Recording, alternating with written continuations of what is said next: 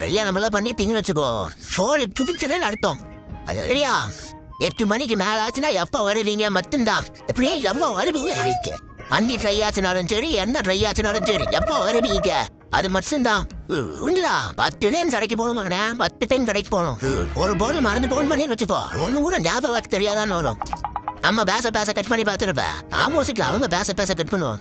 சவிச்சு டிஷ்ஷா ஆகணும் இல்ல கல்யாணம் அதான் இருக்குல்ல கல்யாணத்துக்கு முன்னாடி நம்ம சொத்து தட்டு மூணு நான் எடுக்க மாட்டேன் சொல்லும் எல்லாம் சோத்த தட்டு மூணு எடுக்க மாட்டேன். கல்யாணம் ஆனதுக்கப்புறம் தெரியும் அது அப்படிங்கிற நல்லா பல இருக்குல்ல தொடைச்சு விட்டேன்.